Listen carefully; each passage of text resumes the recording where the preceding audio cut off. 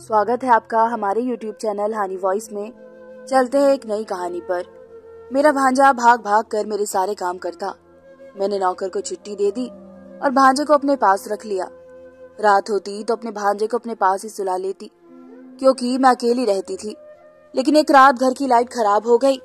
भांजे को जगाया तो बोला, अब ऊँट आया है पहाड़ के नीचे। मेरे तो होश उड़ गए। उस रात भांजे ने पूरी रात मेरे साथ अंधेरे में ही। एक दिन मेरे घर की लाइट खराब हो गई। पति की मीटिंग थी, इसलिए उन्होंने घर लेट आना था। उसी वक्त मेरी बहन का फोन आ गया। उसने मेरी परेशानी की वजह पूछी तो मैंने बता दी और साथ में ये भी कहा कि तुम्हारे पति अगर फ्री हो तो उन्हें भेज देना। ये सुनकर वो कहने लगी कि मेरे पति बाजार सब्जी लेने गए हुए हैं। हाँ, मेरा बेटा समीर घर पर है, उसे लाइट का काम भी आता है, मैं उसे तुम्हारे घर भेज देती हूँ। मेरी बहन ने अपने बड़े बेटे का नाम लिया तो मैंने उसे फौरन कह दिया, हाँ प्लीज समीर को भेज दो, अभी मुझे खाना बनाना है और घर में बहुत अंधेरा है। ये कहकर मैंने फोन रख दिया और समीर के आने का इंतजार करने लगी। मैं अपने भांजे समीर के बारे में सोचने लगी कि वो बचपन में कितना शरारती हुआ करता था, मेरी नाक में दम कर देता था। मगर अब तो हमारी मुलाकात काफी वक्त के बाद हो रही थी, क्योंकि वो दूसरे शहर चला गया था जहाँ वो पढ़ाई कर रहा था। इसलिए मैं जब भी बहन के घर जाती थी समीर नहीं होता था, जबकि इसके छोटे बहन भाई मुझे लिपट जाते थे। अभी मैं यही सोचकर मुस्कुरा ही रही थी कि दरवाजे पर बेल बज गई। मैंने दरवाजा खोला तो आगे एक हैंडसम सा लंबा चौड़ा नौजवान लड़का खड़ा हुआ था। अरे समीर, तुम तो बहुत बड़े हो गए हो, मैं तो तुम्हें पहचान भी नहीं पा रही। अपने भांजे को देखकर मैं बहुत ज्यादा हैरान हो गई थी। तो मेरा भांजा हंसकर कहने लगा, और आप अभी तक वैसी की वैसी हसीन और खूबसूरत हैं। समीर ने फौरन से मुझे अपने गले से लगा लिया। मैं भी इसकी बाहों में समा गई, मगर मुझे इस वक्त एक अजीब सा एहसास हुआ, इसलिए मैं फौरन उससे अलग हो गई। अरे आप तो अपनी तारीफ सुनकर शर्मा ही गई। समीर हंसने लगा। मैंने कहा, कैसी हसीन और कैसी तारीफ, तुम्हारी माँ और मुझ में 3 साल का फर्क है। यह सुनकर समीर ने मुझे हैरानी से देखा। लेकिन मेरी माँ तो बूढ़ी लगती है। यह सुनकर मैंने उसका कान पकड़ लिया। अब ये बात तुम्हारी माँ को बताती हूँ। मेरी ये बात सुनकर वो हंसने लगा और कान पकड़कर माफी मांगी। अच्छा जल्दी से काम पर लग जाओ। मैंने उसे ड्राइंग रूम में खड़ा कर दिया और खुद किचन में आ गई। वो अपना काम करने लगा, जबकि मैं सोचने लगी कि आज क्या पकाऊं, क्योंकि आज तो समीर भी आ चुका था और मैं सोच रही थी कि मेरा भांजा कई दिनों बाद मेरे घर आया है तो उसे कुछ अच्छा सा बनाकर खिलाऊंगी और उसे खाए बगैर नहीं जाने दूंगी। मगर उसी वक्त लाइट आ गई। मैं जल्दी से ड्राइंग रूम में आई और कहा, तुम तो वाकई इस काम में माहिर हो। मैंने उसे शाबाशी दी। इसी वक्त लाइट चली गई और गुप अंधेरा हो गया। मैं किचन में भी नहीं जा सकती थी, इसलिए मैं दोबारा लाइट ठीक होने का इंतजार करने लगी। तभी अचानक मुझे किसी ने पीछे से नोचा तो मैं हैरान रह गई थी। अचानक इस वक्त लाइट आ गई। मैंने देखा कि समीर के पीछे मेरे पति भी खड़े थे। मैं उन्हें देखकर हैरान रह गई। अरे आप कब आए? आपको तो मीटिंग में जाना था, आपकी मीटिंग नहीं हुई। मेरी बात सुनकर उन्होंने कहा, बस अभी आया हूँ, लाइट नहीं थी तो तुम लोगों ने मुझे अंदर आते हुए नहीं देखा। ये सुनकर मैंने उनसे कहा, मत पूछिए, इस लाइट ने मुझे सुबह से परेशान किया हुआ है। ये सुनकर समीर कहने लगा, अब लाइट ठीक हो गई है, बेफिक्र हो जाएं। ये कहकर वो बाहर की तरफ जाने लगा। तभी मैंने उसे पीछे से पुकारा और कहा कि तुम कहाँ जा रहे हो समीर, खाना खा कर जाना। ये सुनकर वो कहने लगा, खाना एक दोस्त के साथ खाऊंगा, आपके साथ फिर कभी। ये कहकर वो चला गया, जबकि मेरे पति कमरे की तरफ बढ़ गए थे और मैं हैरान और परेशान यही सोच रही थी कि नोचने वाली हरकत मेरे साथ किसने की थी, समीर ने या मेरे पति ने। इसके ठीक 2 दिन बाद समीर मेरे घर पर था। वो मेरे लिए कुछ कपड़े लाया था जो मैंने एक टेलर को दिए थे। मैं वहां से ला ना सकी थी। मेरी बहन के कपड़े भी वही टेलर सीता था, इसलिए समीर अपनी माँ के कपड़े लेने गया तो मेरे कपड़े भी ले आया। मैंने इसका धन्यवाद किया तो वो कहने लगा, आज खाना खाकर जाऊंगा, इसलिए कोई धन्यवाद नहीं। ये सुनकर मैं फौरन किचन की तरफ आ गई और उसकी पसंद का खाना झटपट बनाकर तैयार कर दिया। मैं बाहर आई तो वो मेरे बेड पर लेटा हुआ था। उसके हाथ में मेरी साड़ी थी, जिसे देखकर वो कहने लगा, लोग इस उम्र में मोटे हो रहे हैं और आप दिन ब दिन हसीन और खूबसूरत होती जा रही हैं। यह सुनकर मैं समझ गई कि वो यकीनन अपनी माँ की बात कर रहा था, क्योंकि वो बहुत मोटी होती जा रही थी। मैंने उसके सर पर एक थप्पड़ लगाया तो उसने मेरा हाथ पकड़ लिया और उसे चूम लिया। इसके बहन भाई भी ऐसे ही करते थे, मगर समीर मुझे बहुत अजीब नजरों से देखने लगता था। मैंने इस बात को नजरअंदाज कर दिया। मैंने सोचा कि बड़ा हो रहा है, इसलिए उसका मुझे प्यार करना अजीब लग रहा है। मैं शीशे के सामने आकर अपने बाल ठीक करने लगी। मैंने खाना बना लिया था, इसलिए सोचा कि अभी तैयार हो जाती हूँ। तभी समीर मेरे पीछे आया और कहने लगा, मैंने आपको साड़ी पहने कभी नहीं देखा, ये नई साड़ी मुझे पहनकर दिखाइए। ये सुनकर मैंने इसे घूरा। मैं तुम्हारे घर अक्सर साड़ी पहन कर आती थी, याद है जब मेरी नई नई शादी हुई थी। वैसे भी ये नई साड़ी मुझे एक पार्टी में पहन कर जानी है। ये पार्टी मेरे पति के बॉस ने दी है। ये सुनकर समीर ने बुरा सा मुंह बना लिया और कहने लगा, तब मैं छोटा था इसलिए ध्यान नहीं दिया करता था, अब पहन कर दिखाइए सिर्फ मेरे लिए। ये सुनकर मैंने उसे पीछे धक्का दिया और कहा, तो अब कौन सा तुम बड़ी हो गई हो, मेरे लिए तो तुम अभी भी बच्चे हो। मगर समीर ने ऐसी जिद पकड़ ली कि मुझे वो साड़ी पहननी पड़ी। हम खाना खाने गए तो समीर बस मुझे ही देखता रहा और मैं उसे नजरअंदाज करके खाना खाती रही।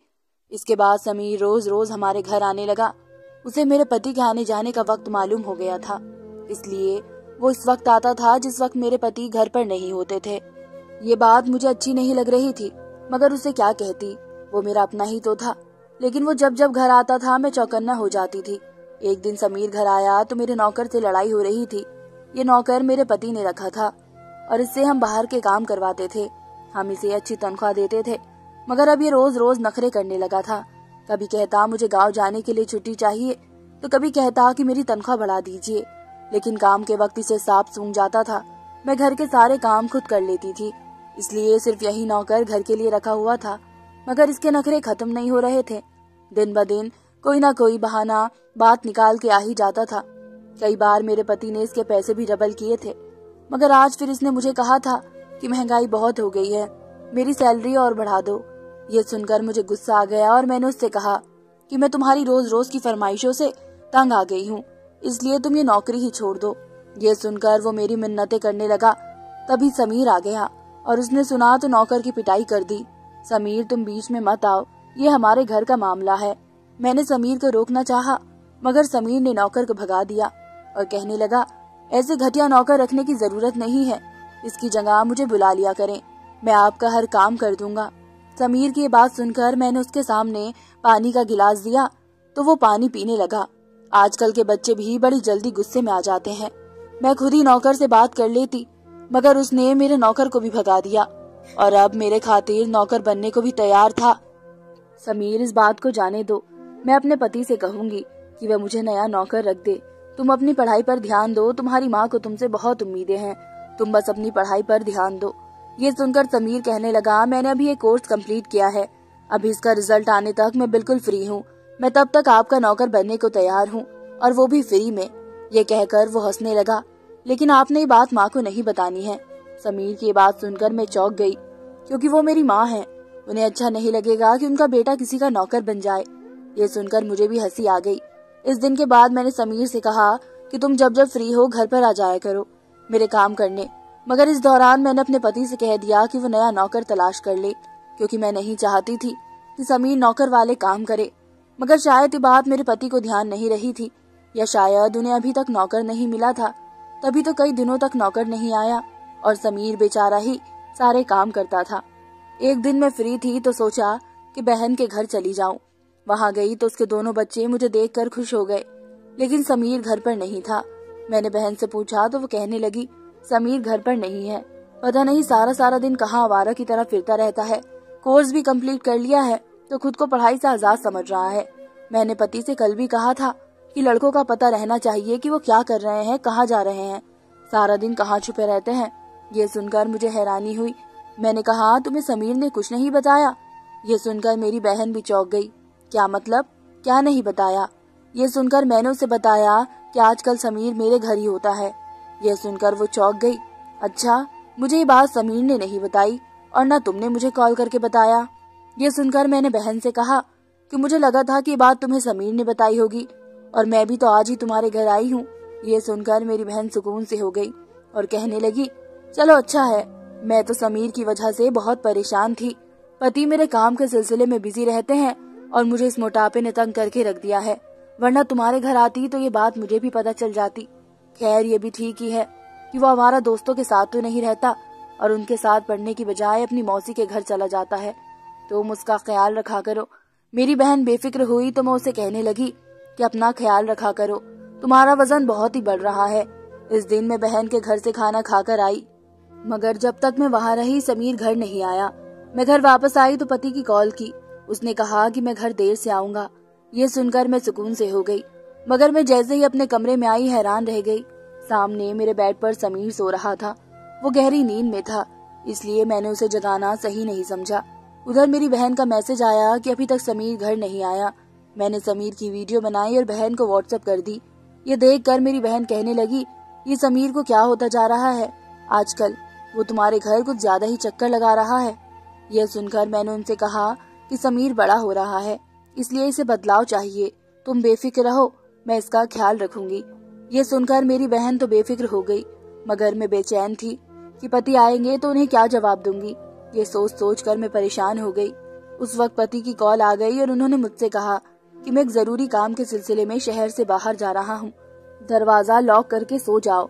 ये सुनकर मैं बेफिक्र हो गई। ऐसा पहले भी कई बार हुआ था, इसलिए मैं पहले भी घर में अकेली रह चुकी थी, लेकिन आज तो घर पर समीर भी मौजूद था। इसलिए मैं बेफिक्र होकर दूसरे कमरे में आ गई और मुझे नींद आ गई। मैं सुबह जागी तो समीर के कमरे में जाकर देखा वो अभी तक सो ही रहा था।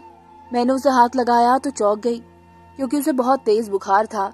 मैंने उसे नींद से जगाया तो उसने मुझसे कहा कि मेरे सर में बहुत दर्द है। मैंने डॉक्टर को कॉल की और उसके लिए चाय बना लाई। मैं समीर का सर दबाने लगी। मुझे आप बहुत अच्छी लगती हैं, मेरा दिल करता है कि मैं हमेशा आपके पास रहूं। समीर बेहोशी में भी अजीब बातें बोल रहा था। ये मेरी बहन का बेटा था। मैंने इसका माथा चूम लिया। रब ने मेरी झोली खाली रखी थी, लेकिन मेरी बहन की झोली बच्चों से भर दी थी। उन बच्चों को मैं अपनी औलाद समझती थी, इसलिए समीर को बुखार में देखकर मैं भी तड़प गई। डॉक्टर आया तो उसने समीर को दवाई दे दी और वो शाम तक लेटा रहा। इस दौरान मैंने अपनी बहन को ये बात बताई तो वो फौरन मेरे घर आ गई। समीर कुछ देर पहले मुझसे बातें कर रहा था, मगर माँ को देखकर उसने अपनी आंखें बंद कर ली और सो गया। उसकी माँ ने कहा कि समीर अब घर चलो, तुम्हारे बाबा को भी तुम्हारी फिक्र हो रही है, मगर समीर ने कोई जवाब नहीं दिया। मेरी बहन का चेहरा उदास हो गया था, इसलिए मैंने उनसे कहा कि समीर सो गया है, जागेगा तो मैं खुद उसे छोड़कर आ जाऊंगी। ये सुनकर मेरी बहन चली गई। मुझे ऐसा लग रहा था कि दोनों माँ बेटे के बीच कुछ चल रहा था, मगर मेरी बहन ने ये बात मुझे नहीं बताई थी। मुझे इस बात पर हैरत हो रही थी। माँ के जाते ही समीर ने अपनी आंखें खोल ली और मुझसे कहा कि मेरा सर दबा दो। मैंने उसका सर अपनी गोद में रख दिया और दबाने लगी। समीर, तुमने अपनी माँ को देखकर आंखें क्यों बंद कर ली? ये सुनकर समीर कुछ देर तो खामोश रहा। मेरे कहने पर वो बताने लगा, माँ मुझसे खुश नहीं है। उन्हें लगता है कि मैं जो बड़ा होता जा रहा हूँ, बदतमीज होता जा रहा हूँ। वो बाबा के सामने मेरी बेइज्जती करती हैं, इसलिए मैं घर नहीं जाना चाहता हूँ। समीर की ये बात सुनकर मैं चौंक गई। मेरी बहन तो बहुत अच्छी और पढ़ी लिखी माँ थी। वो ये बात जानती थी कि बच्चों के साथ कैसे बर्ताव करना था, मगर समीर तो कोई और ही कहानी सुना रहा था। इसलिए मैंने समीर से कहा कि वो तुम्हारी माँ है, इसलिए तुम्हारी परवाह करती है और चाहती है कि तुम अपनी जिंदगी बर्बाद न करो, अपना कीमती वक्त बर्बाद मत करो। ये सुनकर समीर ने अजीब सा मुंह बना लिया और कहने लगा, दूसरों के सामने मेरी बेइज्जती करके उन्हें लगता है कि वो मेरी परवाह करती हैं। समीर की बात सुनकर मैं समझ गई कि दोनों माँ बेटे के बीच में कोई गलतफहमी हो गई थी। मैंने सोचा कि मुझे उन दोनों के आमने सामने बैठकर बात करनी चाहिए थी, क्योंकि समीर अभी बच्चा था, वो बिगड़ सकता था। लेकिन मुझे बात करने का मौका न मिल सका, क्योंकि अगले दिन समीर तो चला गया, मगर मेरे पति आए तो कहने लगे कि मुझे कुछ वक्त के लिए शहर से बाहर जाना था, तुम चाहो तो अपनी बहन के घर जाकर रह सकती हो। ये सुनकर मैं उदास हो गई और उनसे कहा कि आजकल तुम कुछ ज्यादा ही बिजी हो गए हो, मुझे बिल्कुल वक्त नहीं दे रहे हो। ये सुनकर मेरे पति ने कहा कि कुछ दिनों की तो बात है, इसके बाद तुम्हारे लिए एक सरप्राइज है। मैंने उनसे पूछने की बहुत कोशिश की, मगर उन्होंने मुझे कुछ भी नहीं बताया और वो चले गए। उनके जाने के बाद मैं सोचने लगी कि मैं कुछ दिन के लिए अपनी बहन के घर चली जाती हूँ, वहीं पर उससे बात भी कर लूंगी। मगर समीर घर पर आ गया और कहने लगा कि जब तक आपके पति वापस नहीं आ जाते, मैं तब तक आपके पास रहूंगा। ये सुनकर मैंने उसे मना करना चाहा, मगर मैं जानती थी कि वो बहुत जिद्दी था, ये बात नहीं मानेगा। इसलिए मैं चुप हो गई और सोचा कि समीर कुछ दिन बाद खुद ही चला जाएगा, तब मैं अपनी बहन के घर चली जाऊंगी। मगर समीर मेरे बहुत करीब आ चुका था, उसे मेरे घर में रहना अच्छा लगता था। वो भाग भाग कर मेरे सारे काम करता था। मैं जो भी काम कहती थी वो फौरन कर देता था, मगर जब भी माँ का जिक्र आता तो वो उदास हो जाता था। इस दिन भी मेरी बहन की कॉल आई तो वो समीर से बात करना चाहती थी, मगर समीर ने मुझे डर से इशारा कर दिया और कहा कि माँ से कह दो कि मैं यहाँ पर नहीं हूँ बल्कि किसी दोस्त के घर हूँ। मैंने समीर की वजह से अपनी बहन से झूठ बोल दिया था। वो खुश हो गया और मेरे गले से लग गया। कहने लगा कि आप बहुत अच्छी परफ्यूम लगाती हैं। ये सुनकर मैंने उससे कहा कि मुझे ये परफ्यूम गिफ्ट कर दूंगी। ये सुनकर उसने मुझसे कहा कि मुझे आप भी बहुत अच्छी लगती हैं, काश आप भी मेरी हो जाती। ये सुनकर मैं चौंक गई और समीर को खुद से अलग कर दिया। आज इसने बहुत अजीब बात कर दी थी। मैं किचन में आ गई और खाना बनाने लगी। इस बीच समीर के दोस्त का फोन आ गया और वो कहने लगा कि मुझे अपने दोस्त के साथ कहीं जाना है, मैं शाम तक घर आ जाऊंगा, तब हम दोनों एक मूवी देखेंगे। मैं चुप खड़ी देखती रही। वो जैसे ही घर से निकला मैं अपनी बहन के घर आ गई और उसे समीर की सारी अजीबो गरीब हरकतों के बारे में सब कुछ बता दिया। मैंने उनसे कहा कि तुम समीर की माँ हो, इसलिए तुम्हें ये सब सुनकर बहुत बुरा लगेगा, मगर मैं ये सब कब से नोट कर रही थी, मगर आज बताने की हिम्मत कर रही हूँ। ये सुनकर मेरी बहन कहने लगी, मैं समीर की माँ नहीं हूँ। ये सुनकर मेरी आंखें फटी की फटी रह गई। ये तुम क्या कह रही हो? मेरे पूछने पर वो कहने लगी, हाँ ये सच है, समीर मेरा बेटा नहीं है और ना ही तुम्हारा भांजा है।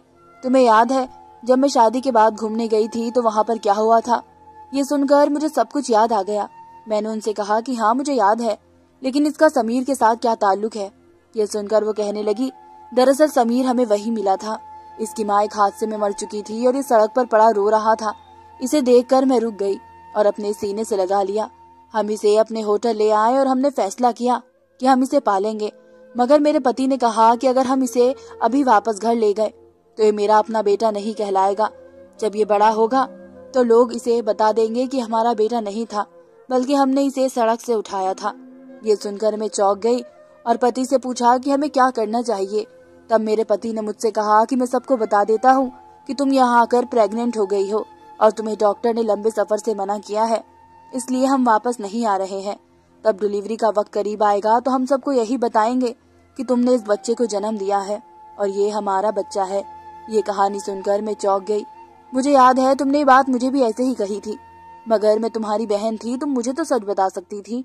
मैंने उससे शिकायत की तो वो कहने लगी, मेरे पति ने कहा था कि इस बच्चे को कभी इस बात का पता नहीं चलना चाहिए कि ये हमारा असली बेटा नहीं है, इसलिए ये राज हमारे बीच ही रहना चाहिए। ये सुनकर मैं समझ गई कि मेरी बहन ने अपने पति के डर से ये बात मुझे नहीं बताई। समीर मेरा सगा भांजा नहीं था, इसलिए वो मुझसे ऐसी बातें करता था तो मुझे अच्छा नहीं लगता था। मैं पति के आने तक अपनी बहन के घर रही और समीर मुझसे नाराज रहा, मगर इसके लिए यही बेहतर था। मेरा पति वापस आया तो उसने मुझसे कहा कि हम ये मुल्क छोड़कर दुबई जा रहे हैं। ये सुनकर मैं दुबई आ गई और यूं समीर मुझसे हमेशा हमेशा के लिए दूर हो गया। धन्यवाद दोस्तों।